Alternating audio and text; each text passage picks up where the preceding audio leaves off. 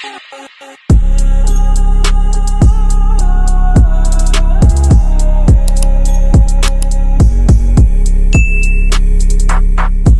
байцгаана уу? Та бүхэндээ энэ өдрийн мэндийг хүргэе. Өнөөдөр та бүхэнд нэгэн гинт хэрэг ярьж өгөх шийдлээ. За ингээд хэрэг рүү орцгоё. Сара Уильямсон 1963 оны 6 сарын 23-нд Флоридад төрсөн. Аав нь цэргийн зүтгэлтэн байсан бөгөөд Албакеркед байнгын оршин суухаасаа өмнө цэргийн баазуудаар дамжин амьдарч байжээ. Сургуульд ороод Сара тэр дорхоноо тодорч гарч ирсэн. Ялангуяа математикт гоц авьяастай байжээ. Сүүлд олж мэдснээр Сарагийн IQ маш өндөр болох нь тогтоогдсон. Тэрээр хичээлдээ нэг их зүтгэл гаргахгүй байсан ч дээд дүнгуудыг авдаг байлаа. Тэрээр мөн бичих дуртай байсан бөгөөд гэмт хэргийн холбогдолтой уран зохиолуудад сонирхолтой болж ахлах ангид орох үедээ өөрөө ч бас бичиж гэж бодож байсан ажээ. Сара маш эрч хүчтэй бөгөөд хүмүүстэй нийцтэй ааш зантай бөгөөд өөрийн эгчтэйгээ цагийг өнгөрөх дуртай байжээ. Ахлах сургуулаа төгсгөөд тэр Албакеркегээс холгүй их сургуульд математикийн чиглэлээр мэргэжил эзэмшсэн бөгөөд их сургуульд сурч байхдаа Коин нэртэй залуутай танилцжээ. Их сургуулаа төгсгөөд тэр хоёр гэрлэхээр тогтжээ. Сара бакалавра төгсгөөд статистикийн чиглэлээр магистр хийх сонирхолтой байсан боловч сургуулаа төгсөх үедээ тэр маш сонирхолтой цэргийн баазад ажлын санал хүлээж авсан. Тэр газраа хэсэг ажиллаж байгаа Сара нөхрийн хамт Мэрилендд нүүж ирсэн ба тэндээ Сара үндэсний аюулгүй байдлын агентлагт статистикийн ажилтнаар орох саналыг хүлээж авчээ. Энэ бол түүний карьерийн хувьд маш том өсөлт болсон. Ажил дээрээ гараад Сара маш хурдан хугацаанд асуудлыг шийдэх чадвартай болгоо нотолж ямар ч хэмжээний асуудлыг шийдэх чадвартайгаа нотолжээ. Мөн энэ үеэр тэрээр өөрийн гэсэн гэмт хэргийн уран зохиолоо бичиж эхэлжээ. Энэ зохиол нь статистикч гэмт хэрэг илрүүлж байгаа тухай гаргажээ. Гэрлээд 3 жил болсны дараа Сара нөхөртөөгөө таагүй харилцаатай байх болж эцэст нь тэд гэрлэлтэд цуцлуулахаар болжээ. Тэр үндэсний аюулгүй байдлын агентлагтаа үргэлжлүүлэн ажилласаар байж мөн магистрийн зэрэгээ авахар суралцаж эхэлжээ. Сара Джон Хопкинсын их сургуулийн оройн ангид статистикийн мэргэжлээр суралцах болсон. Сургуулиа тэрээр нэг залуутай танилцсан Лорензо байсан. Сара 27-тай, Лорензо 25-тай байхдаа танилцсан байна. Лорензо бизнес эдийн засгийн чиглэлээр суралцаж байсан ба Саратай нэгэн адил өмнө нь нэг удаа гэрлээд салсан байжээ. Тэд болцох болж Сара мастрын зэрэгээ авсны дараагаар тэд гэрэлсэн байна. Балтиморын гадна талд байдаг Элк-Ридж нэртэй чинээлэг хороололд амьдран сух болжээ. 3 жилийн дараа тэд хүүтэй болсон. Гэвч дөнгөж хүүтэй болсон даруйд Лорензогийн зан ааш өөрчлөгдөх болжээ. Сарагийн үйл хөдлөлбөрийг хянахыг оролдож хүүгийнхаа өсөлт хөгжилд огтхонд сонирхож байгаа дүр үзүүлэхгүй байлаа. Эцэст нь Сара гэр бүлээ туслуулах хүсэл төгсөн. Лорензо буцаад эцэг эхтэйгээ амьдрах болсон ба Лорензогийн эцэг эх нь 7 хоногийн 1-5 хоногт нь Саратай амьдраад амралтын өдрүүдээр өөрсдөө дээр нэрхийг хүүдээ зөвшөөрчээ. Тэд ойролцоо амьдардаг байсан. Тэр үед Сара 35-тай хүүн нэг нас хүрж байсан. 1998 оны 11 сарын 13-ны Баасан гарагт хүүгээ Лорензогийн гэрт буулгаад дараагийн өдөр нь сайн найз Лауратайгаа хамт байхаар явсан. Бүтэнсээ өдөр нь Лаура Сараг уцаар ярих ёстой гэж бодон сэрсэн. Учир нь тэр хоёр ярихаар тохирсон байсан боловч Сара огт ярьсангүй. Лаура Сара руу залгсан боловч уцаа авсангүй. Гэхдээ энэ үеэр Лаура өөрт нь дуучуудаа ирсэн байгааг олж мэдэв. Өмнөх өдрийнх нь орой 8:46-д уг мессеж ирсэн байжээ. Лаура тэр цагт нь аль хэдийн унтаж байсан. Дуучууд нь тэр үед хинээс ирсэн болох нь шууд харагддаггүй байсан.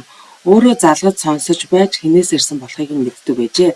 Гэхдээ Лаура Сарагаас ирсэн байх хэмээн таамаглаж дуудчуудан сонсож эхлэв. Гэвч уг дуудчууданд эмх замбраагүй дуу чимээ бичигдсэн байх бөгөөд хүн хашгирах шиг янз бүрийн чимээ сонсогдож байлаа.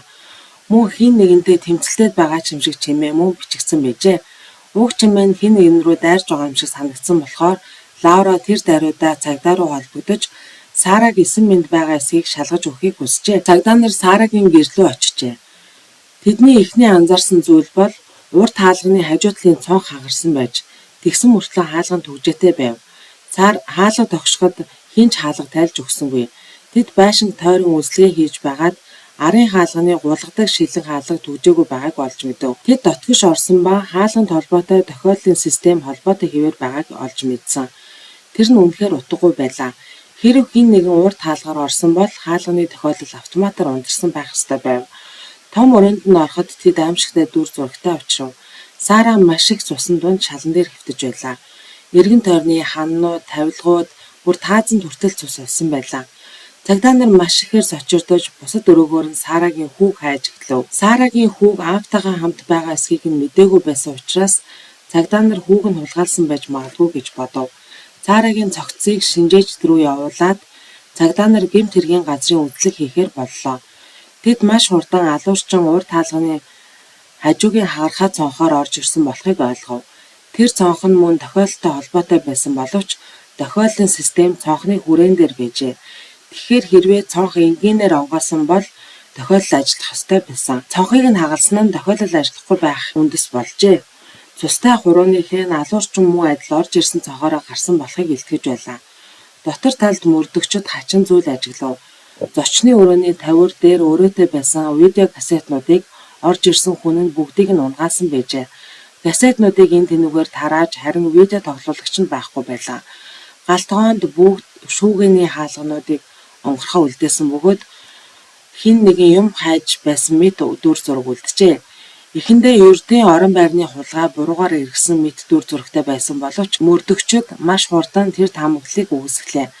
Галтгоонд Сарагийн төрөвч болон зөөрийн компьютер нь хэвтэж байлаа. Хин нэгэн албаар цагдаа нарт хулгай цэдэлтэй гэж харагдуулахыг хүсч илүү муу зөвлөл хийснийгаа дарагдуулах гэсэн байдалтай байв. Задлан шинжээчид Сарагийн биеийг үзэхэд бие нь битүү хутганы шархтай байгааг тогтоосон ба үс хонцоргийн шинжтэй үйлдэл гэж үзсэн. Мөрдөгчд алуурчид яагаад хаалганы урд цонхыг хагалсан талаар ойлгож чадахгүй байлаа. Арын хаалга нь ой мод руу харсан бөгөөд онгойлгоход илүү амархан байсныг алуурч яагаад тооцоолоогүй вэ? Цагдаа нар алуурч нь тэдний гэрийн тохиолын систем хэрхэн ажиллахыг мэддэг хүн байсан байх магадлалтай гэж үзээд арын хаалганы гулгадаг хаалган тохиоллыг асаана гэдгийг мэдэж байсан байх гэж утсан. Тэд мөн хэрэгт шалгах боломжтой хурууныхээ болон шууд натлах баримт олоогүй юм. Тэдний ганц хийсэн зүйл нь маш ихээр асгарсан байсан цусыг цуглуулж хэрэгтэн хэрэгээ үлдэж байхдаа санамсаргүй өөрийгөө зүсээд ДНХ-гээ үлдээсэн байж магадгүй гэж найдсан. Цагдаа нар энэ үед байшингийн арын хэсгийг нэгжиж байх үедээ балиус олсон ба энэ нь аллагын зэвсэг байж магадгүй болохыг тогтоосон. Задлан шинжээчид балиусны ор мөр нь шархтаа яг таарч байгааг тогтоожээ. Задлан шинжээчдийг ажиллаа хийж байх зуур мөрдөгчд Сарагийн хүүг аавтайгаа 9 минут байгааг олж мэджээ. Үүний дараа цагдаа нар Сарагийн найз нөхөд гэр бүлийг байцааж мэдүүлэг авч эхэлжээ. Тэдний гол мэдхийг хүссэн зүйл нь Сараг өхөл төрөх зөрчил амьдрал нь байсан хэсэг талаар мэдхийг хүссэн. Гэвч бүгд нэгэн ижил зүйл хэлсэн. Сара бол ийдэг, хүмүүстэй хил амаа олдог, хинтээж хэрүүл хийдэггүй байсан гэжээ. Гадна Лоренцо буюу хуучин нөхөртөөгөө маргалдаж байсан ажээ. Сарагийн сайн найз болох Лаура мөрдөгчдөд тэдний гэр бүл салах процесс хэцүү байсан талаар хэлсэн. Тэдний хүү төрөнгүүц Лоренцогийн аашсан тэр жигтэй өөрчлөгдсөн. Лоренцо сэтгэл гутралын ийм хүүгээ төрхөөс өмнө ууж байсан ба хүүгээ төрснөөс хойш эмээ ухаа зогсоожээ. Тэр үед Сара нөхрийгөө хүүтэйгээ цаг өнгөрөх өчүүхэн сонирхолгүй байгаа талаар олж мэдсэн. Ахраа зогсохгүй Саратай ч мөн илүү хяналттай харилцаатай болж үйл хөдлөл бүрийг нь хянах гэж оролцдог болсон. Сара түүний энэ үйлдэлийг хараад нөхөр нь түүнд уурлаад байгаа юм байна гэж бодох болсон ба хүүгээ нөхрөөсөө илүү анхаарад байна гэж ойлгоод байна гэж үзсэн. Хэсэг хугацаа өнгөрсний дараа Сараг ажилдаа орсны дараагаар Лоренцо Сараг босстойгоо нууц амргийн харилцаатай болсон гэж буруутгаж эхэлсэн. Тэрээр мөн энэ тухайгаа ярьж ажил дээр нь очижээ. Лоренцог үндэсний аюулгүй байдлын агентлагт очсны дараа дотоод хяналтын газар нь мөрдлөг үүсгэж хэдэн 10 ажиллагчтай ярилцлага хийсэн байна. Шалгалтыг явуулж байсан ажилчид ярилцлагуудын дараа Лоренцогийн ярьж байсан шиг нууц амргийн харилцаа үүсээгүй байсан тухай олж мэдсэн. Тэгсэн ч гэсэн энэ буруутгалаа Лоренцо огт тавьж явуулахыг хүсээгүй бөгөөд нэгэн удаа маргалдаж байхдаа Сара руу буу хүртэл тулгаж байжээ. Сарад энэ нь эцсийн цохилт болж Сара гэрэлтэй цуцлуулах өргөдөл гаргажээ. Лоренцо энэ тухайг нь олж мэдэнгүүтээ хүүгээ тэрж байсан Сараг зохихыг оролджээ. Сара газар унаад Лоренцо хүүгээ шүүж аваад гараа явжээ. Тэр хүүгээ аав ээжийнхээ гэрт үлдээгээд буцаж гэртээ ирээд Сарад чи надтай унтах ёстой. Үгүй бол чи хүүгээ дахиж хизээч олж харахгүй гэсэн.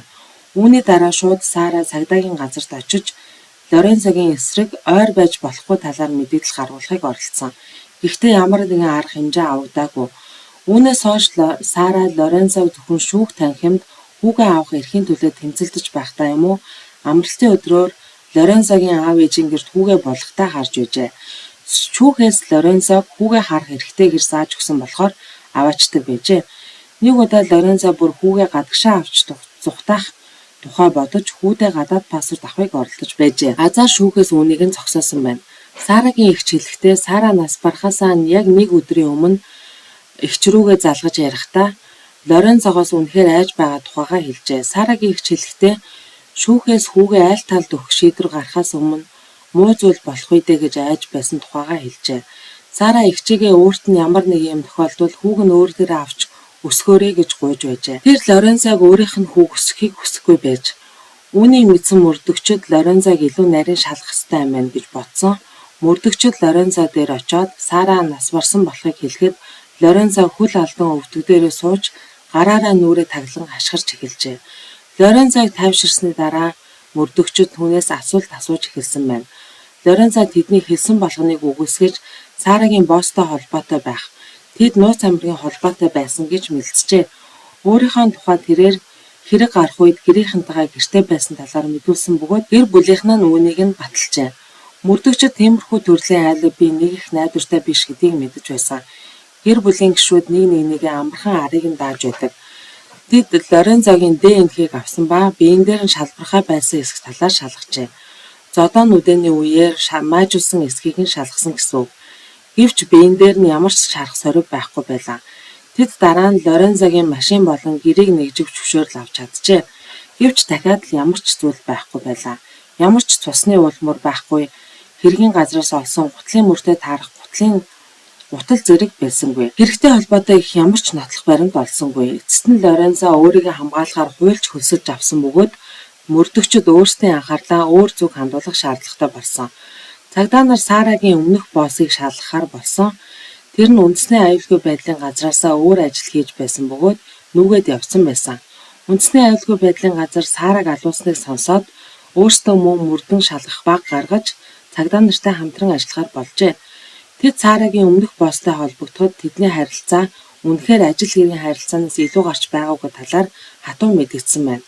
Тэрээр мөн Сараг алуулж байх тэр орой өөр мужид найзуудтайгаа хоолнд орж байснаа хэлжээ. Тэр алибыг батлагдсан бөгөөд цагдаа нар өөр бариад авчгаар ойлгохтой их сурвалжгүй болсноор Лаурагийн утсанд үлдээсэн дуучуудан наривчлан шалгахаар болсон байна. Тэд алуурчны дуу хоолойг барьж авч болох юм гэж бодож шалгасан ч өөр нэг зүйл олж мэдэв. Мэргэжилтнүүд дуу хоолойг шалгаад цэвэрлээд сонсохдоо Майк гэж Сараг хэлж байгааг олж мэдэв. Тэр нэр нь Лоренцогийн ахыг Микеланжело гэдэг бөгөөд Майк гэж дууддаг байжээ. Майк Лоренцотой нэгэн адил аав ээжийн гэрт амьдардаг бөгөөд аллах болсон орой гэртээ байсан гэж мэдүүлжээ. Майк ганцаараа уг хэргийг санаачилж үйлдсэн байх боломжийг судалж эхэллээ. Магадгүй хүүг нь ээж аав дээрээ үлдээх гэж тэр хэргийг үйлдсэн байж магадгүй талаар бодолцов. Цагдаа нар Майкийг цагдаагийн элцсээр авчираад мэдүүлэг авахдаа нөгөө бичлэгийг сонсгосон чинь Майк өөрийнх нь нэрийг хэлж байгаа эсхийг олж сонсохгүй байна гэжээ. Гэхдээ анхнаасаа Майкийн нэрийг хэлж байгаа гэсэн тэр бичлэг нь хэдий цэвэрлсэн ч гэсэн сайн сонсогдохгүй хэвээр бохир бичлэг байсан ба ямар нэгэн цэвэр үг сонсогдохгүй байсан юм. Майк аллахтай холбоотой ямар нэгэн зүйлд оролцоогүй гэж үгүйсгэв. Гэхдээ мөрдөгч нар ямар нэгэн зүйл ажилласан нь Майк байцаалтын явцад харахад илээр чичирхийлж байжээ. Мөн гэрлүүн хүрэхээр машинаар хүрэхэд уунгуудаа шууд бөөлжиж орхив. Тиймээс голлох мөрдөгч Майкд нэрийн хуудасаа өгч хэрэгээ хүлээгээр шийдвэл залгаарай гэж хэлв. Харин түүний оронд Лоренцогийн хуульч залгаад үүнээс хойш ахтай нь уулзах хэрэг гарвал өмгөөлөгчийн хамтаар мэдүүлэг өгөх болно гэж хэлв. Үүний дараа цагдаа нар Лоренцогийн өмнөх эхнэр болон Сарагийн өмнөх нөхөр зэргээс шалгав. Гэвч хоёулаа хэрэгт холбоогүй болох нь тогтогдов. Лоренцогийн өмнөх эхнэр цагдаа нар хамтран ажиллахыг санал болгоход тэрээр зөвшөөрсөн байна. Түүний утсанд сонсох төхөөрөмж тавьж Лоренцотой яриулсан бөгөөд хэдий тэгсэн ч Лоренцо өөрийн хэлсэн ярьсандаа байж Сараг хийн алсан талаар ямар ч мэдлэг байхгүй гэсээр байв. Сарагийн ажилтай холбоотой нэг с ิจ гтэй зүйл байв. Тэрээр үндэсний аюулгүй байдалтай холбоотой нууц мэдээлэлд хүрэх хэрэгтэй байсан бөгөөд мөрдөгчд энэ асуудалтай холбоотой байж магадгүй гэж үзсэн байв. Гэтэл үндэсний аюулгүй байдлын газраас тусгай мөрдлөг явуулж Түүний ажил болон аллага нь хоорондоо хамааралгүй болохыг тогтоов. Сарын дараа лаборатори алга болсон үеийн бүх нотлох баримтуудыг боловсруулж дуусав. 3 өөр цусны дээжээс эрэгтэй хүний үл мэдэгдэхдээ энхээ илрүүлв. Мөрдөгчид тэр доор нь Лорензогийн дээ энхээтэй харьцуулж үзсэн боловч таарахгүй байв. Аав болон ахыхтаа нийцүүлж үзсэн ч бас л биш байлаа. Лорензог заавал оролцоотой байгаа гэж таамаглаж байсан цагдаа нарт цочрол болов. Цагдаа нарт өөр ямар ч сэжиглэх хүн байхгүй байсан болохоор хэрэг мухардалд орлоо. Хэрэг хэдэн сарын турш cold case болов. Цагдаа нар үргэлжлүүлэн шалгаж удаа дараа гэмт хэрэг үйлдсэн хүмүүсийн ДНХ-г харьцуулан үзэж байсан ч юу ч гарч ирэхгүй л байв. Үүний дараа тэд холбооны мөрдөх товчороо дууч чудангийн хуулбарыг явуулж шалгуулах болсон. Шалгалтаар Сара ерөөсөө Майк гэж хэлээгүй болох нь тогтогджээ. Зүгээр хашгираан байсныг нь тогтоосон байна. Хэрэг 7 сарын турш ямар ч хахицгүй байлаа. 1999 оны 6 сарын 1-нд толгойн мөрдөгчид нэгэн дуудлага Балтиморын цагдаагийн хэлцээс иржээ. Тэдний нэг хоригдол дөнгөж сая Сараг алсан болохоо хүлээлээ гэсэн мэдээлэл ирв. Хоригдлын нэр нь Ардел Тикс бөгөөд 19 настай ажээ. 3 сарын өмнө Макдоналдс буудаа дээрэм хийсэн хэрэгээр баривчлагджээ. Тэрээр шүүх хурлаа хүлээн шоронгийн өрөөнд сууж байхдаа хамтран хоригдогчдоо нэгэн эмэгтэйг гэрт нь хүнээсэн тухайгаа ярьжээ. Хамтран хоригдогч нь тэр даруйдаа прокурортой тохиролцож өөрийн ялыг бууруулах зорилгоор бидээ сонсох төхөөрөмж суулгаж Арделтай уг хэргийн талаар нь илүү их асууж ярилцжээ. Ардел хэрхэн цонхыг нь хагалж ороод гэрийн эцэгтэй балиусаар хүнээсэн болохоо тайлбарлан ярьсан. Бид үсгсэн шархныгаа талаар маш дэлгэрэнгүй ярьж байсан учраас мөрдөгчд Сарагийн тухай ярьж байгаа нь үнэн болохыг баталгаажуулсан байна. Ардел мөн хэрэг болсон өдрийн он сарыг тодорхой хэлсэн байна. Ардел хэрхэн хохирогчийг хүнөөснөө багталтайгаар ярьж түүнийг улам зовоосаа гэж хүсэж байсан тухайгаа хэлжээ. Эцэст нь өрөөний хамтрагч хоригдол нь яагаад түүнийг хүнөөх болсон талаар асуухад тэр нэгэн санаанд оромгүй зүйлийг хэлжээ. Түүний өмнө нь хамтран ажиллаж байсан хүн нь Сараг алуулахаар $5,000 түүнд төлсөн болохыг хэлжээ. Цагдаа нар Арделийг аллагын талаар нийтэд мэдээлээгүй зүйлсийг ярьж байсан болохоор түүнийг алуурчин мөн гэдэгт эргэлзэхгүй байлаа. Толгой мөрдөгч шууд шорон руу явж Арделтай уулзаж аль хэдийн мэдүүлгийг нь бичиж авсан байгаа тухайгаа болон тэрээр 1-р зэргийн аллагын хэрэгээр буруутгагдаж байгаа тухай нь хэлжээ. Тэгээд түүнийг эсэргүүцэлгүй ярихыг шаардсан. Ардел өөрийн хийсэн хэрэг зэргийг огтхонч үгүйсгэлгүй мэдээлэл өгсөн бөгөөд нэрийг нь ч мэдэхгүй эмэгтэйгээ хүнөөсөн болохоо хэлсэн байна. Тэрээр мөн түүний хүнөөсөндөө огтхонч харамсахгүй байгаа бөгөөд Сара бол түүнийхээр муу хүн ажээ. Түүний аллагыг захиалсан өмнөх ажлын хүн хэлэхдээ Сара нэг удаа жирэмсэн хар арьстай эмэгтэйг шатны уруу түлхэж унгааж байсан гэж ярьсан гэжээ. Мөн нөөрлөө нулимсан гэжээ. Ардел хэлэхдээ анх амлсан $5,000 өгөөгүй $3,000 авсан ч гэсэн тэр эмэгтэй хийсэн муу зүйлийн төлөө шийдгсэн болохоор харамсахгүй байна гэж хэлжээ. Үүнийг хэлсний дараа мөрдөгчд Арделд 3 хүний зураг үзүүлсэн ба Лорензо, Майк болон аавынхын зургуудыг үзүүлээд хинэн түүнийг хөлсөлсөн болохыг асуув. Гэтэл Ардел тэр 3-ын хэнийг нь ч танихгүй байв. Тэр хэлэхдээ түүнийг хөлсөлсөн хүн нь эмэгтэй хүн байсан талаар хэллээ. Гэхдээ тэр нэрийг нь мэдэхгүй болохоо хэлв. Олон асуулт урган гарч байлаа. Ардел яагаад хамт ажиллаж байсан хүнийхээ нэрийг мэдэхгүй байна? Яагаад ямар эмэгтэй Сараг өгөхийг хүсв гэх мэт. Гэхдээ нэг зүйл тодорхой байсан нь тэр эмэгтэй Сараг сайн мэддэг байсан. Арделийн ярьснаар яг аллах болохоос хэдхэн хоногийн өмнө тэрээр Арделийг Сарагийн гэрийн хажууд аваачаад дайрах боломжтой өдөр нь хагасан өдрийн орой бөгөөд Сара ганцаараа байх болно гэж хэлжээ. Тэрээр мөн тохиоллын систем хэрхэн ажилладаг талаар түүнд хэлээд тохиоллын систем дуурахгүй бол эргэн тойрны хүчүүд нь мэдэхгүй байх болно гэж хүртэл хэлжээ. Энэ мэдээллээр цагдаа нар хэрэгт холбоотой эмэгтэйг олохоор болжээ. Ардел өмнө нь асрамжийн газрын угаалгын газарт ажиллаж байсан бөгөөд цагдаа нар ажлагчдын нэрсийг гаргаж аваад шүүж үзв. Тэр жагсаалтыг цагдаа нар үзэж байгаад нэг нэрийг хараад хэн болохыг нь шууд танив. Түүний нэр нь Амелия бөгөөд Лорензогийн ээж байв. Мөрдөгчид шорондоо буцаж очоод Арделд Амелиагийн зургийг үзүүлв. Ардел шууд өөрийг нь хөлсөлсөн хүн мөн болохыг батллаа. Арделийг гайхуулсан зүйл бол тэр нь Сарагийн хадам их байсан явдал юм. Амелиаг ажил дээрээ нэгэн жаахан хүүг дандаа авчирдаг байсан бөгөөд Ардел Амелиаг тэр хүүхдийн асрагч юм байх гэж бодож байсан. Тэр хүн Сарагийн хүү болохыг мэдээд Ардэл бууж өгөв. Тэрээр аллахыг зөвшөөрсөн цорын ганц шалтгаан нь Сараг арьс өнгөний үзэлтэн болохоор нь шийтгэж байна гэж бодож байснаа хэлв. Гэтэл одоо тэр эхнээсээ Амелиагийн манипуляцид орсон болохоо мэдв. Хинч түүний хийсэн шиг зүйлийг хийхгүй. Мөрдөгчдийн хувьд жинхэнэ шалгуур хүлээж байлаа. Ганцхан Арделийн мэдүүлгээр Амелиаг шоронд хийх аргагүй. Тэр аллахыг зохион байгуулсныг илтгэх баримт нотлохоо хэрэгтэй байлаа. Ахмадын асрамжийн газарт ажилладаг нэгэн эмэгтэй цагдаагийн бүрэн хамгаалалтыг хүсэж хамтран ажиллахыг зөвшөөрөв. Тэр эмэгтэй хэлэхдээ аллагын өдөр Ардел түүний машиныг гууж байсан гэжээ. Тэр үедээ Ардел нэг хүн алах гэсэн чинь хэрэг болоод байна гэж хэлж байсан боловч эмэгтэй Арделийг тоглож байна гэж бодоод машинаа өгч явсан ажээ. Хэдэн цагийн дараа машиныг нь авч ирэхдээ Арделийн гутал нь нийл цус болсон байхыг харжээ. Тэрээр хэлэхдээ чөтгөрийг дарсан түүнд туслаач гэжээ.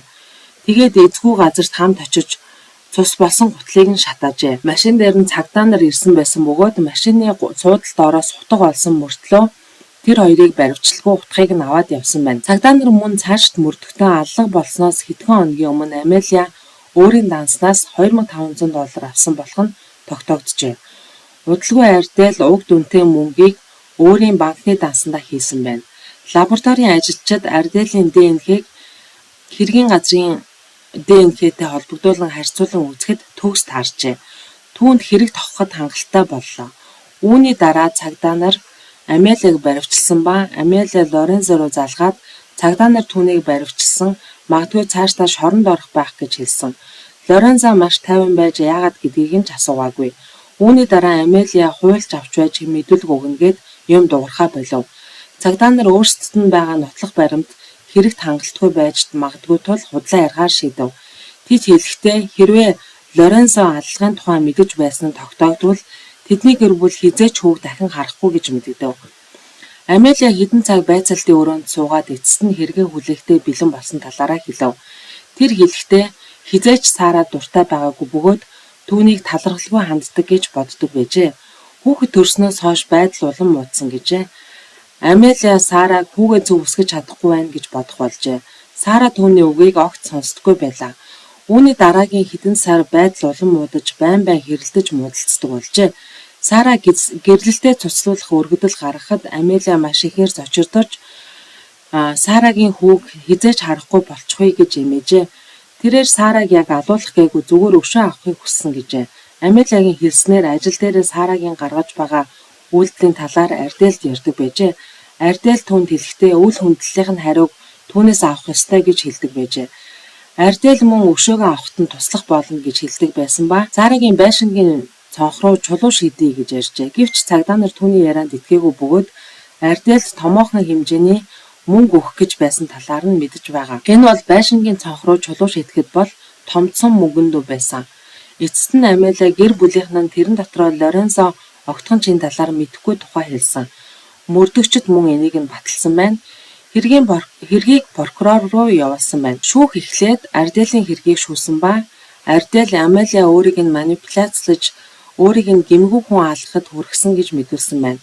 Тэрээр сүүлийн хэдэн сар Сара болон түүний гэр бүлийн төлөө залбирч өнгөрүүлсэн гэж мэдүүлсэн ч тангарахтны шүүг огтхон ч эргэлзэлгүй түүнд өмнө нь суллагдах эрхгүйгээр насаар нь хоригдох ял оноожээ. Амелиагийн шүүх хурал 2000 оны 1 сард эхэлсэн ба гэр бүлээс нь нэг ч хүн ирж оролцоог байжээ. Өмгөөлөгч түүнийг аллагатай шууд холбогдох баримт бага байна гэж үзсэн боловч нотлох баримтууд хангалттай их байлаа. Төгсгөлд нь тэр бас өмнө нь суллагдах эрхгүйгээр насаараа хоригдох ял авжээ. 2009 онд тэрээр Сара өгөх ёсгүй байсан түүнийг уучлаад олон жил болж байна гэсэн мэдээлэл гаргажээ. Энэ мэдээлэл нь хууль зүйн хувьд ямар ч үр дүнгүй бөгөөд ялан хэвээр үлджээ. Сарагийн хүүгийн тухайд аавтайгаа үргэлжлүүлж амьдарсан бөгөөд Лорензо дахин гэрлэж 3 хүүхэдтэй болсон бөгөөд 2023 оны 2 сарын 8-нд 57 наснда нас баржээ. Амелиа 89 настай одоо ч шоронд хоригдож байгаа бөгөөд Ардел эцэст нь хугацаанаас өмнө суллагдах хүсэлт өгөх эрхтэй болсон бөгөөд 2024 онд хүсэлтээ өгсөн ч татгалцсан байна.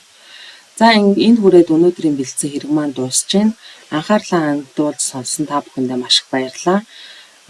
Цуг маань таалагдсан бол лайк, subscribe дараарай. Дараагийн дугаараар уулзлаа. Түр баяртай.